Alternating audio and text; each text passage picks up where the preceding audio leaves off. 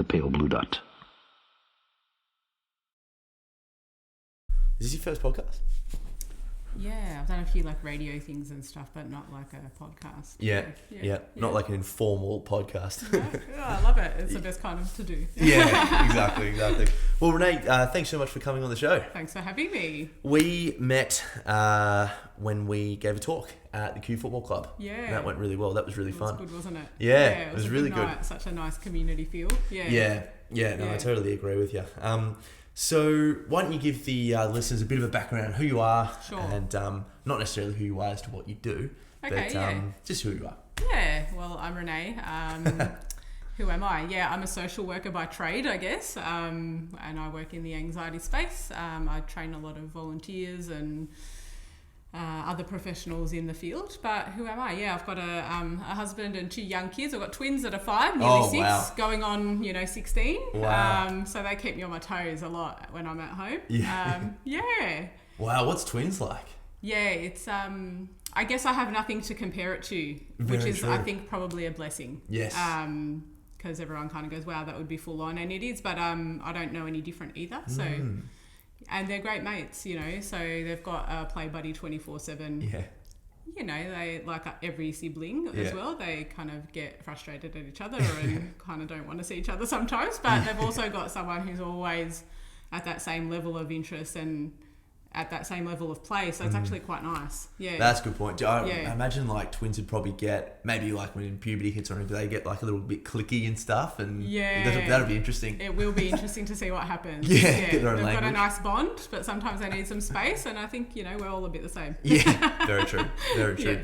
Yeah, I was doing a spin class in Scotland, actually, believe it or not. This sounds very, very off topic, but the lady who was doing the spin class was saying that she just had kids. Yeah, right. And you just reminded me of what she was telling me then. She said that, she's got nothing to compare it to, so she wouldn't know. But also when her friends try to give her, parenting advice, it's just like, well, you can't compare it to twins. Yeah. It's totally different. It's not the same. Yeah.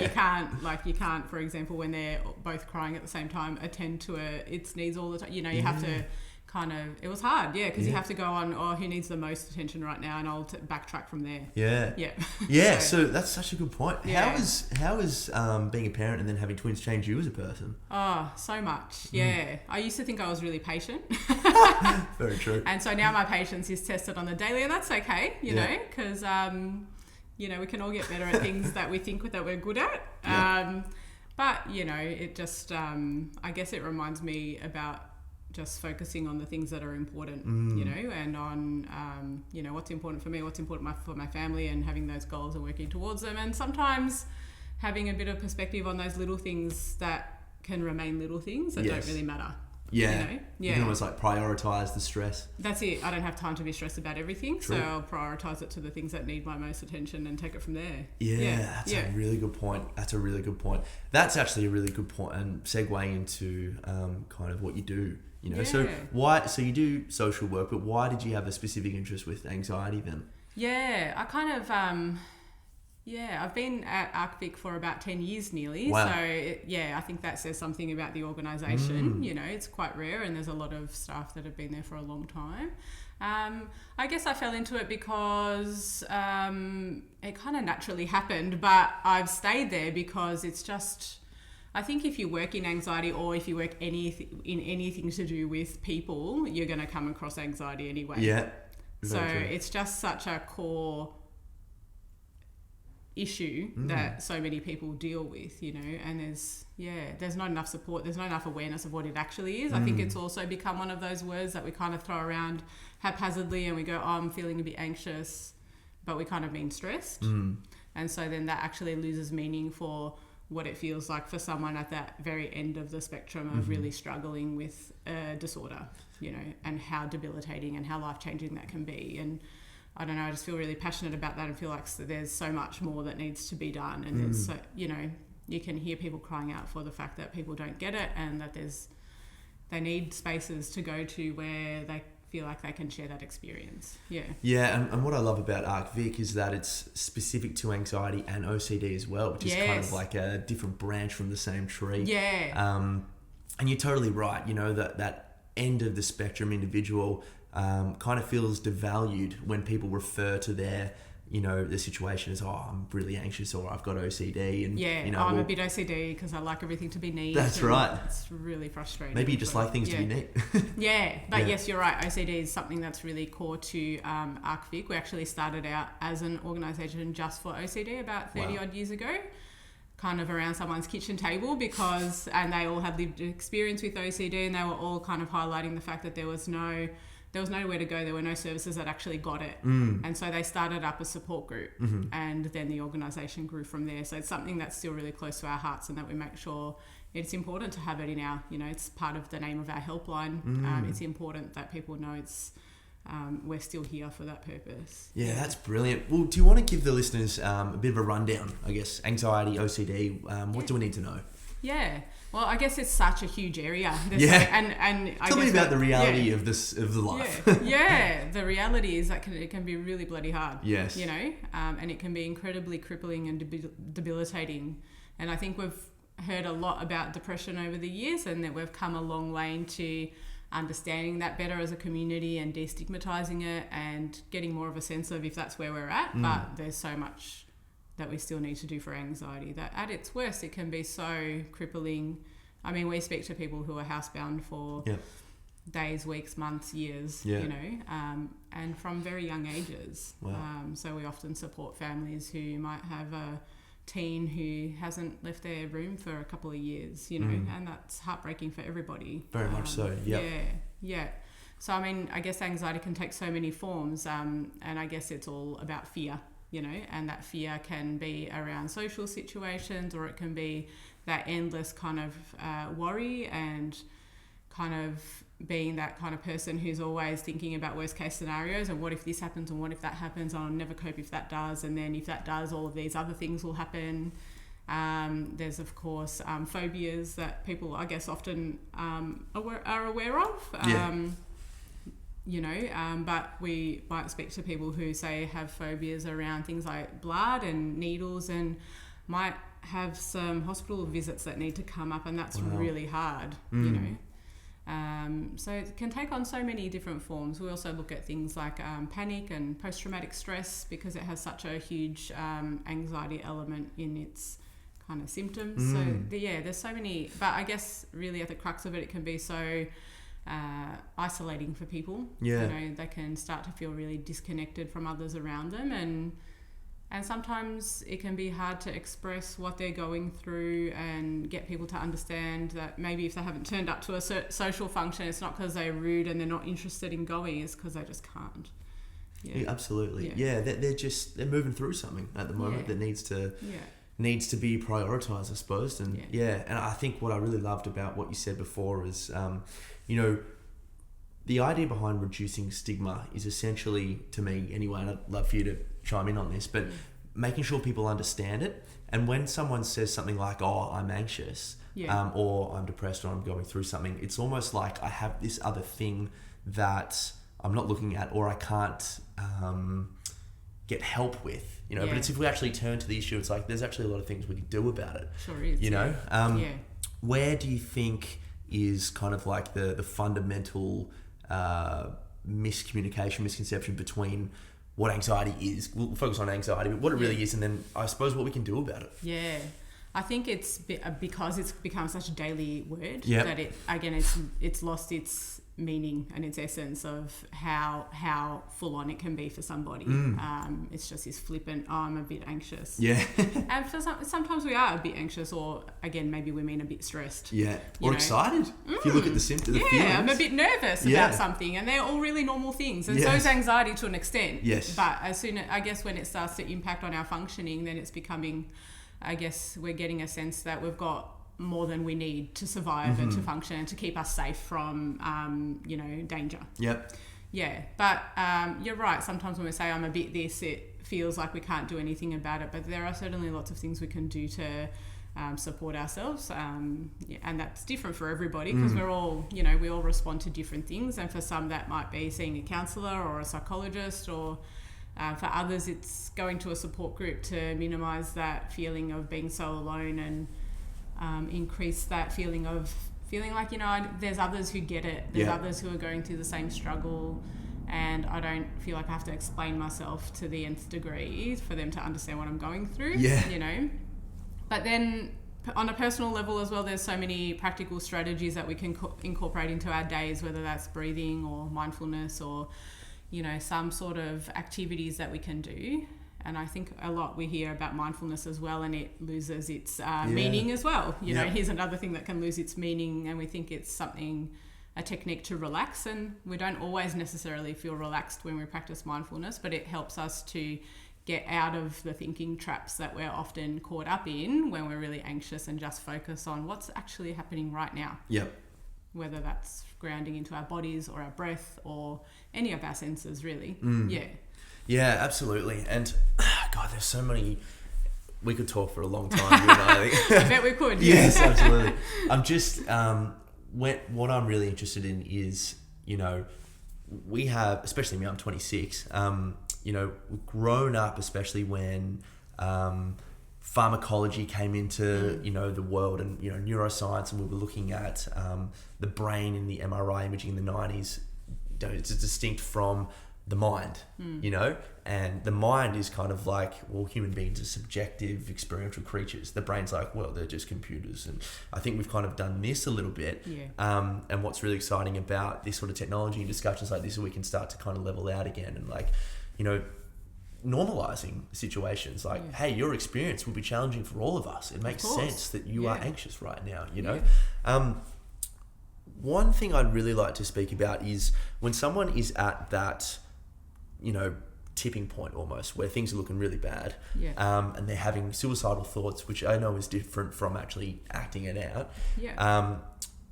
Where does the friend come in? What can someone do that perhaps feels a bit nervous to engage someone in a conversation? Great question, because it's such important work, and it's such a big issue that we have with suicide, whether it's related to anxiety or about anything that people struggle with in life. As a friend, I think it's really important to start a conversation. So if you've noticed that someone in your life isn't tracking very well, and you have a concern, to sit down and have a talk about it, whether it's in person, whether it's over text, whether it's on the phone, whatever it is that you think the other is going to be willing to engage in, but to name it. I've noticed that you haven't been going so great. I guess something's been playing on my mind, and I've been wondering if you've been thinking about suicide, as an example. Actually naming it. Because then we get a yes or a no. And then we can talk about what it is that's got them to that point. That's and sometimes this part is missing in conversations. We go straight to freaking out and going, oh, well, let's work out how we can keep you safe from those thoughts. That's really scary. And that's all well and good, but we actually just need to sit down and talk about why. Why is it that you're feeling so bad? What is it that's got you to this point? I love that. And it may even help the sufferer try to untangle the web of thoughts themselves, because they may not even know. Just like everything. Wow, someone's noticed me. That's right. And pulled back into the world. 100%, because often when someone's in that low point, they might be feeling really alone, really isolated, and perhaps like no one's actually noticed. And all of a sudden, whether it's your mate, whether it's a stranger down the street, says, are you all right? Like, so I'm a bit worried about you. You seem a bit off. I've noticed this and that about you. Are you thinking about suicide? That in itself speaks volumes to someone who might feel like no one's noticed up until now. And that we're quick to go to planning how to protect, but it's actually about sitting in the story and talking about it, just like with everything else. When you have an opportunity to say something that maybe has been going around and around in your head, sometimes that can take out the heaviness, all those old proverbs, a problem shared is a problem halved, and all that. Like, there's actually a lot of truth in them. Cliches. And this conversation about suicide is no different to any other problem that we face. Absolutely. And you know what's something really cool you said before as well? Naming it. There's, if you look at like any horror movie, they always say name the demon, because it gives you power over it. I feel that's like a really cool analogy for like anxiety almost. Because you're bringing yourself to the attention of a problem. You're like, oh wow, I actually have to deal with this now. But when you see it, it's kind of like, it's not this big scary thing that you're not looking at anymore. Yeah, and it's also hard if you're someone who's worried about someone and you haven't named it. You're likely to actually walk away from a discussion with them still incredibly worried. Yeah. And maybe you've tried to talk about where they're at, but it hasn't quite gotten to the point that about suicide, which is what you were thinking about, and maybe they're not actually going to bring it up if you don't, for lots of reasons. You know, I mean, there's a good chance that maybe they've tried before and it hasn't gone very well, or people have just not picked up on those cues at all. And it can be scary to pour your heart out to that level and tell someone that you're thinking about suicide if you're not sure that they're actually willing to have that kind of conversation. Yes. Yeah. You and I, when we gave that talk, we briefly spoke about The Lost Connections.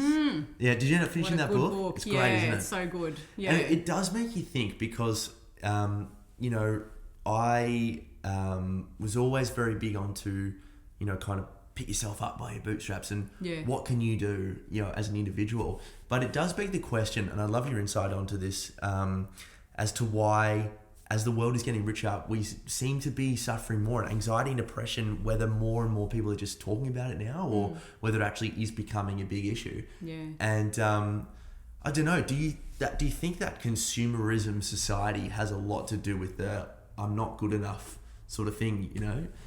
Yeah. It's really easy to fall into that mindset, isn't it? Yeah, it's so easy. You just need to follow the wrong kind of pages and people on social media to feel like that all the time. That's right, yeah. But, you know, I think that book really rang true for me on so many levels. Like, we're so connected these days. Yeah. We can be, you know, because we think we're connected because we've got access to information 24/7 and we can connect online. But what does that actually mean about sitting down with someone and having a talk face to face? You know, I can't remember the stat, but I remember reading something alarming about the amount of texts on average that a young person sends a day.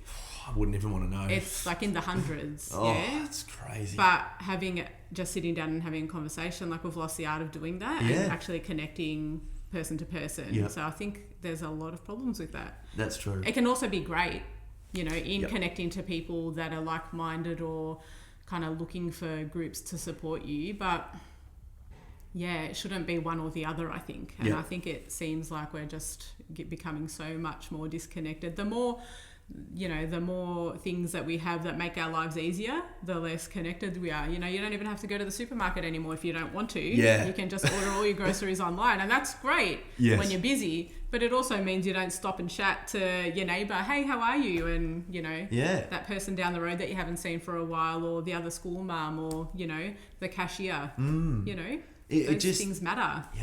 It really does. It you know, these evolutionary circuits are geared towards pleasure and reward, you know, but we've commoditized that, and it's scary. You look at the OCD things that come from porn or whatever, and, you know, gaming and just the, you know, from the fundamental root of disconnection. You're totally right.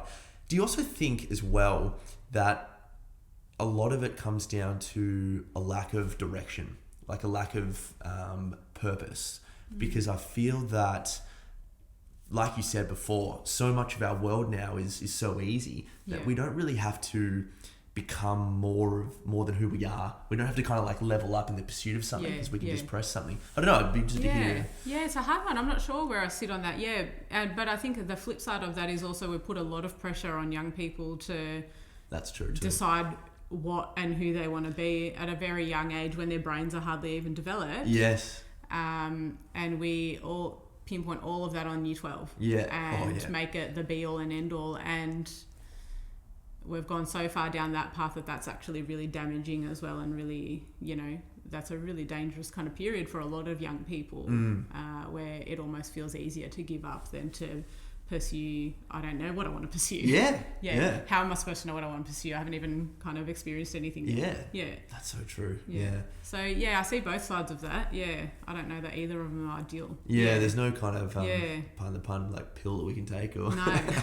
We know that. Yes, very well. Yes, very true. So how's it changed you then? You know, because I'm sure that the more you learn and the more you interact with people, that the kind of like the way you know, your practices, the way you parent, the way you talk with friends. Love to know that. I think it just always reminds you that you just to slow down, really. It's really important to slow down and take that time to just really chat with people, whatever it's about, whether they're actually talking about their mental health or just about how their day was, you know, that we just need to make sure we slow down and spend time actually really connecting, whether that's actually sitting down and playing with your child or really listening to your partner when you ask them how their day was, you know, just making sure you find those pockets to actually have meaningful connection with the people that you care about.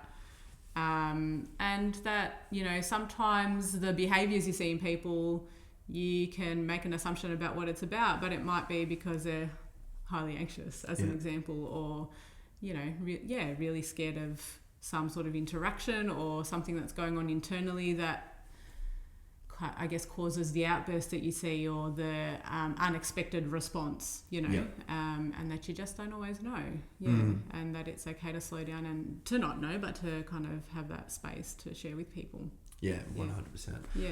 So I'd love to bring it back to ARCVic now, you know, anxiety and OCD, and I'd love to know about kind of the root cause stuff, because I think when people first go through this, and this can be a form of OCD actually, is that constant checking and that reassurance of kind of where this comes from. Where do you see that it does manifest? Give some awareness. That's a really complex question. There's so many different answers. You know, I want the right one. The right one. And look, and all of the research says different things. And I guess before I say any of that, I'll say that sometimes people go on and try and search for a really long time about why they feel like this. And sometimes they get some answers and sometimes they don't. But even when they do, it doesn't always kind of help to change or manage the feelings. So true.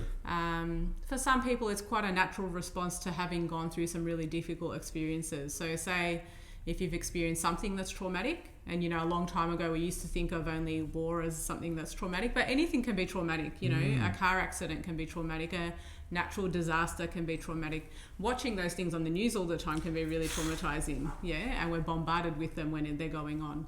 So it's quite natural after an experience like that that we may continue to feel that fear response for a really long time. But that's not the case for everybody. So then other research and others will talk about feeling like there's a whole trail of people in their families that they can say, you know, my mum, aunt, grandma, great aunt, etc., we were all anxious. Now, that doesn't necessarily mean that you're born anxious and that if you are, let's say if you are, but you're not, that you can't do anything about that. But sometimes we might also have personality factors that lend themselves really nicely to being anxious. So if I'm a perfectionist, for example, that really marries nicely with being anxious. If I'm neuroticism in there. If I'm also have a bit of a controlling personality, that also really lends itself nicely to feeling anxious, because what we kind of learn pretty quickly is that we can't control everything. We can control how we are, but we can't control how someone else is going to respond to us. You know, there's only certain things we have power over. And that can be terrifying if I'm have a controlling tendency. So some personality factors lend themselves really nicely. You know, there's always a debate as well about nature versus nurture. Sometimes we learn ways of being. Again, if I'm a really anxious person, it's not an automatic that my children will also be anxious. So it's so complex. It's really, I think it's pretty hard to say, but it's often a mix of things for people. Yes. And I think what's a really good way of viewing what you just said then is, you know, different people are different. Just because let's say you are a naturally anxious person, it doesn't mean that, you know, that's a bad thing. There are probably some professions out there that would really benefit from someone like that. You know? And that perfectionism lends itself really nicely to certain work roles, you know, that we need, the society needs. We can't all be, you know, police officers and things, and natural anxiety. You know, we can't all be the same. That would be so boring. It would be very boring. My other half always says that when I'm like annoyed at someone on the road. She's like, "Hey, if she saw it like you, the world would be boring." I'm so like, boring. Shut up! You're so right. I know.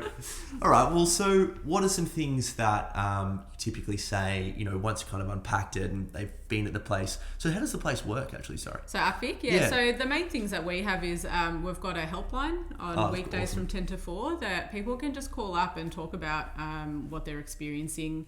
They can also call up if they're incredibly heightened, maybe experiencing panic. Sometimes we know lots of things about how to bring ourselves out of that, and they all go out the window when we're in that state because the brain's kind of shut down. So We'll have workers on the other end of the line who can help with some strategies to see if we can alleviate that, and then talk if you want. But they're there also to explore whatever options someone's looking for and help find some information referrals if that's relevant. And then we've got a whole heap of support groups around Melbourne and Victoria that are free, that people can go to. Again, because people on our helpline often tell us how isolating anxiety disorders can be. Yeah. To just be able to go and be yourself and just know that others are going through those similar things. So they're the main things that we do, and then we've run lots of workshops and stuff like that as well. Yeah. What do some of your workshops entail? Yeah, so some of our workshops might be workshops where you just come along and learn a whole heap of strategies, or sometimes we might run, say, a 4-week mindfulness program where we're learning, say, a different principle of mindfulness every week and what it is that we're trying to aim at doing better when we're more mindful. So being more aware of when our perception's kind of off, as an example. If I notice that when it's happening rather than 3 days later, I can choose what I want to do. Yeah, stuff like that. We run suicide intervention workshops and suicide awareness workshops, so just teaching anybody who's interested in how to have those kind of conversations with their loved ones or people that they work with, whatever it might be. Yeah, so lots of different things. Yeah, that's awesome. And you said a really good thing before. When you do feel anxious, it does feel very isolating, and almost by definition, because you're worried something's going to happen to you. Yeah. So you're not connected to 100% to that. But I think what's great about the human spirit is that connection is just raising your hand and be like, hey, do you experience this as well? And that's right. Yeah. And they're kind of some of the things we're aiming to be better at doing if we, say, practice being more mindful, because we are so caught up in what's going on internally that maybe we had an opportunity for connection. So maybe we'd organised to catch up, and it had taken so long for us to find a mutual date that was free, and we're finally caught up for this conversation. Yeah, right. Thank you. We both but it's happened anyway. I know. But we're finally there, and we don't even get to enjoy the experience because we're caught up in what's going on internally and all that fear that we're feeling about maybe not something that's going on right now, but something that I'm thinking about. That's so true. So it can, I guess, get in the way of us enjoying interactions and having those opportunities to connect. Yeah. Like even when you're having the interaction, it's like you almost feel like you're not even there. Yeah. That's such a good point. That's right. So sometimes when we are in that really anxious state, it means we miss out on stuff that is happening, even if we are kind of physically there. Yes. Yeah. So what would you say for someone then that's experiencing that? Because it's like, doesn't feel like they're engaged even when they're doing something that's almost trying to get them to be engaged? Yeah. Well, I guess I'm a big fan of mindfulness. Okay, cool. I'm a big fan of it, because it's all about noticing those things. And I guess the idea in my mind is if we can spend more time, and in whatever way, learning to focus on the present moment, whether it's formally sitting down and doing some meditation or mindfulness or focusing on your breath or whatever, that it will flow over into your daily life. So that I'll be able to notice more if I'm doing that in an interaction and decide that I can actually use those strategies that I practice by myself at home right now to bring myself out of that. Because I think sometimes we can fall into this trap of going, I learned this technique this one time when I saw this counsellor and it was all right, but it didn't change my life. And it won't unless we make it a habit. That's a brilliant point. I think a lot of people have probably gone through that thing where, I did this thing, and because a lot of that model is about unpacking layers of awareness, to see how you became someone who was anxious, which is totally fine because we're all through it, and then integrating these kinds of tools and techniques so that doesn't happen again. And mindfulness is such a fantastic concept because it's trying to almost help you see where you're more anxious, who you're more anxious with, and how much, and then you can take that stoic idea of, can I change or do I need to remove myself? Is this a helpful environment for me to be in? Sometimes yes, sometimes no, and what can I do to feel better about it? And what's good anxiety? Like, is this? We need some. You need some. I'm nervous before a talk, but this talk there's a lot on the line. That's it. Like that. It's like I might be feeling a bit nervous before doing an exam or something.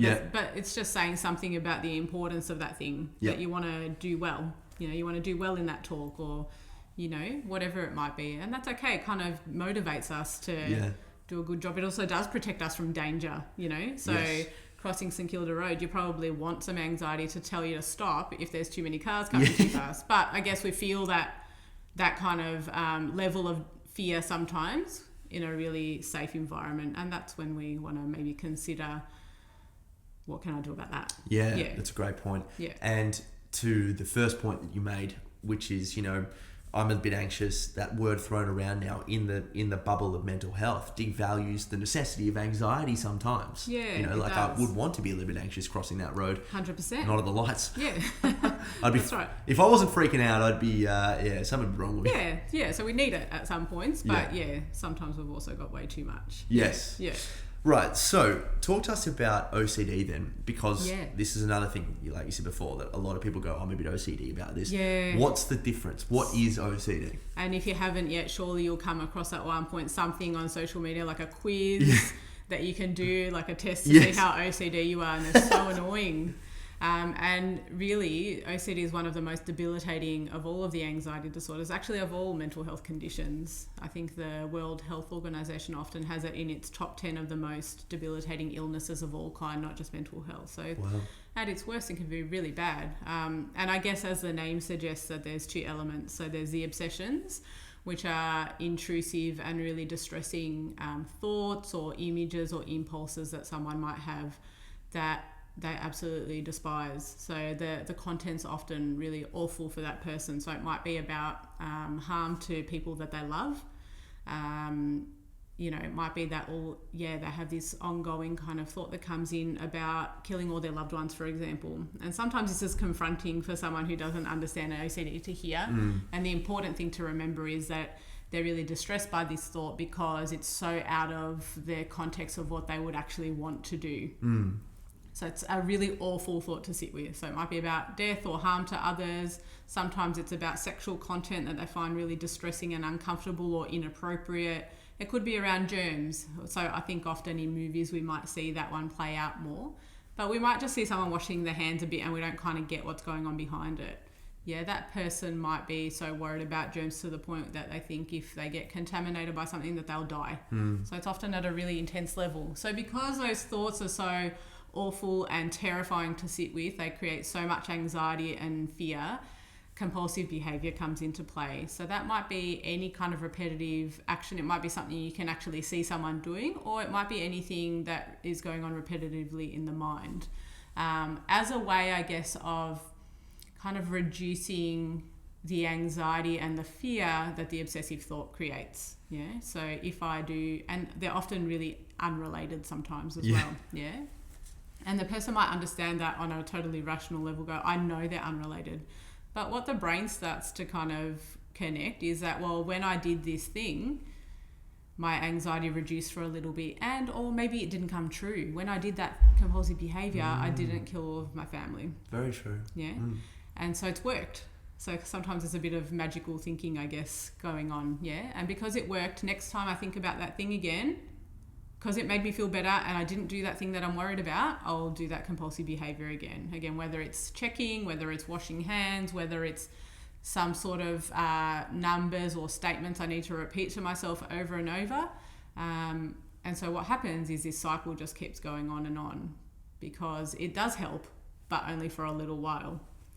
Because the OCD mind loves uncertainty, and wants to be certain about things. And, you know, we all kind of struggle with change and not being certain about stuff, but on a way bigger level. So uncertainty will creep back in, or the thought will creep back in, or what if there's still a chance that might happen? And because I'm sitting in this distressing space again, now I have to do this compulsive behavior again to lower the intensity of how I'm feeling, and so on. So I remember a psychologist talking about imagining like a little baby cub and feeding it. So every time we feed that cub through compulsive behaviors, it grows into this fierce creature. Yes. Yeah. Yes. And that's kind of what's happening. Wow. Yeah. And so what about for people then that have the obsessive thoughts but don't necessarily have the compulsions? How would you help someone not to feed the cub? Yeah. And so often we used to, back in the day, talk about puro, so that that there was only obsessions. But what we actually know is that there is likely to be compulsive behaviour in that person too. But it might be just stuff that's going on internally, or it might be that they're seeking reassurance, as an example, from other people. Yep. So it might not be some sort of, checking or hand washing or behaviour that you can see playing out, but there's likely to be something compulsive going on internally. Yeah. So it's quite rare, I guess, it's much rarer than we imagined, the puro sense that there is something compulsive, you're just not always seeing it. Yes, yeah. And that very, very difficult to see for yourself or other people. Yeah. Reassurance is the feeding of the... That's right. And as a loved one, when you see your family member or your friend really distressed, it's actually really easy to provide them with reassurance. It comes out really naturally. Because you want them to feel better. Yeah, right? Yeah. It's hard to see them in this awful state. Yeah.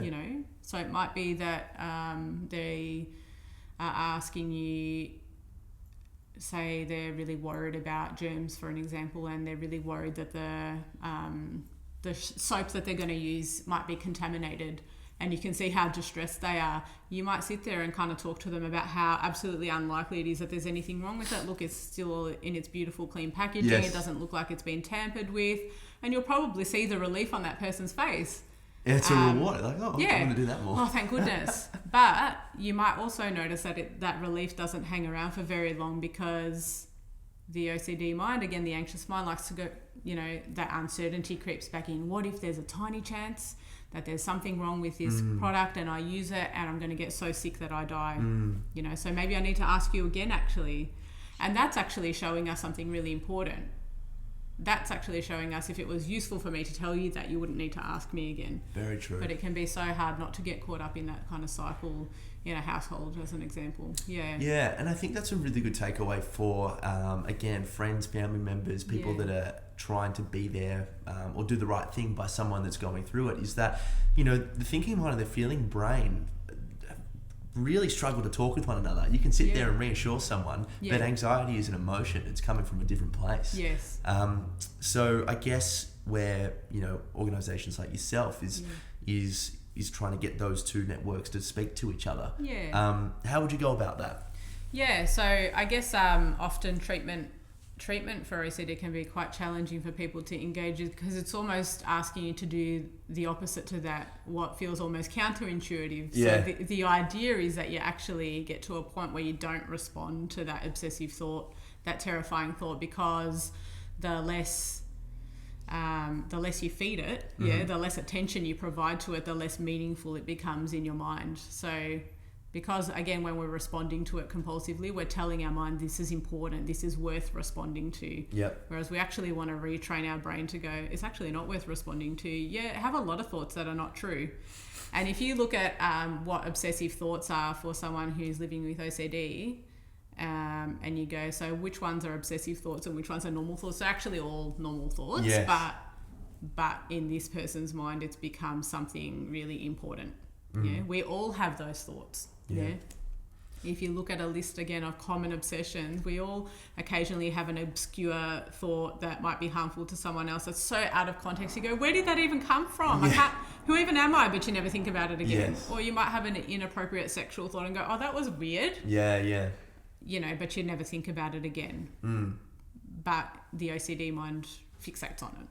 Yeah. Now, when you say OCD mind, do you mean as in like there are some kind of neurological predispositions? Or? Oh, not at all. I'm just talking about what happens over time. Right. In, when we're responding to something all the time, and where the brain kind of rewires, I guess, it keeps telling you have to keep responding to this. It's important. If you don't, this terrible thing might happen. Yeah. And it is terrible, but it's also this is where mindfulness comes in, right? That it is just a thought. It is just a thought. 50,000 thoughts a day or something. So many. Yeah. And it's like one thought or two thought really can lead to some serious issues. Yeah, 100%. And again, this is where mindfulness is so helpful, because it's about learning to spend more time. And mindfulness for me is about that moment that you notice you've gone off on a trail and you bring yourself back to right now. Yes. And the more that we do that, we also know that we can rewire our brain to spend more time in the present moment.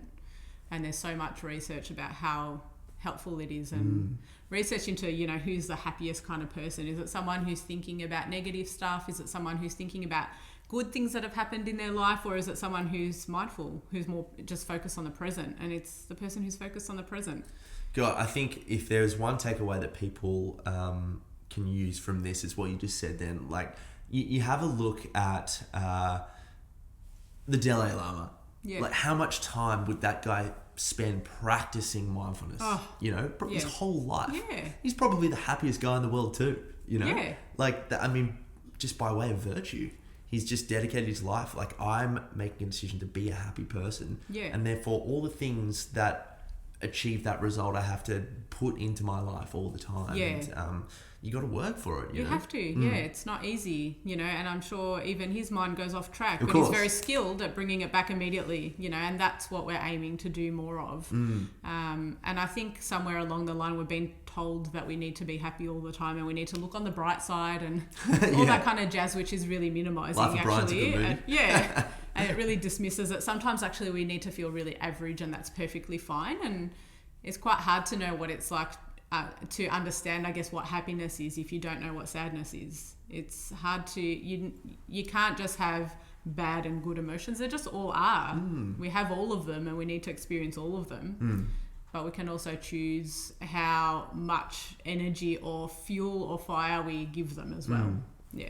Absolutely. And is that something that you talk about in the recovery phase with people, is that, you know, you are very anxious right now, you've got some issues with OCD, you know, we're not trying to get you to a perfect life, we're trying to get you to understand the importance of experiencing all things. Yeah, it's just to get to a point where you can, I guess ideally you want to get to a point where you notice these things going on and you are able to identify that maybe this cycle that I'm stuck in is not helpful, but that I've got something else I can do instead. I can pull myself back to getting out of that thought and just focusing on what is actually going on right now, you know.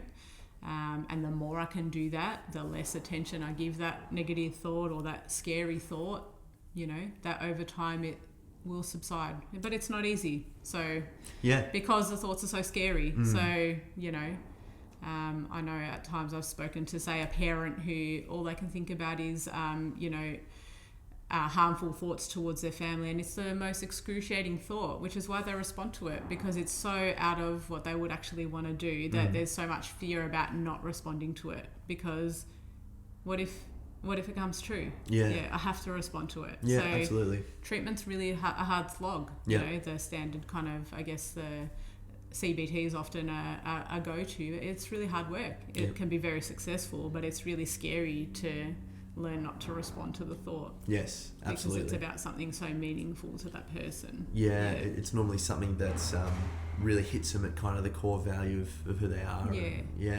Where does that come in with people that are really OCD or anxious about germs? Is that something that is very important for them to stay clean, or is it a wide different array of factors? It's hard to know, I think. I'm not actually sure about that one. I mean, I guess it just takes on different forms in different, you know. And again, if we're think about what we know about OCD in the media, it's often the hand washing, you know, and certainly that is a common one, but those other types that I mentioned and many more are off. It's a huge area, OCD in itself. There's so many different types of thoughts people can have. Why it starts, that's a tricky one, you know, whether that was something that was important to that person before. Sometimes yes, sometimes no, I think. Only time will tell with the research, I suppose. It's interesting. Cool. So what are you guys doing now? What's kind of the next thing for... we've got some banging outside, I think, happening at the moment. Busy today. Very busy today, the next on the agenda for ARCVic, you know, yourself, what's on the horizon? Well, we'd always love to see that we're trying always to secure some more resources so we can do more work. So our our helpline only runs from 10 to 4 on weekdays. We have 4 staff who are amazing, but cool. So we're a very small service, but we have like 150 volunteers who do all the on-the-ground stuff that we train up to work on the helpline, run support groups, and they're just the life and blood of ARCVic, and we couldn't really function without them. So they're so incredible. But we would love to be in a position where we have more resources, being that we're we're supporting people with the most common anxiety. It's the most common mental health problem, and we don't even have, you know, a really well-resourced national organisation that provides services or anything for it. It would be, we're working hard to see if we can chip away slowly and do some more things, provide some more education, provide some more, you know, recovery programs, group therapy programs. They're often so expensive and out of reach for people. You know, 10 sessions through Medicare a year doesn't quite cut it for most people. You know, so there's a lot to be done. Absolutely. But it's also, you know, perhaps for you personally, what is also very fulfilling is the responsibility you've taken on, which is sensational, you know. And speaking from personal experience, I'm really, really thankful for your work, you know. It's awesome. It's important work, and I love also training our volunteers and just seeing them develop in their roles and just do this amazing work on the phones and in groups, and then they often go off to be health professionals that are then dedicating their services to anxiety disorders, which is really beautiful to see that that little web kind of grow over time. That's great. It's pretty special. Well, look, Renee, thanks so much for coming on. Thanks. It's been really nice. I don't think this will be the only time. We'll have to check in again in a couple months. Yeah, for sure. I'd love that. It's good fun. Where can people find ARCVic? So we're online, so you can just search for arcvic.org.au, and we're on Facebook and Twitter and Instagram and all those things as well. Perfect. Cool. Until next time. Thanks, Tom. No worries. Thanks, guys.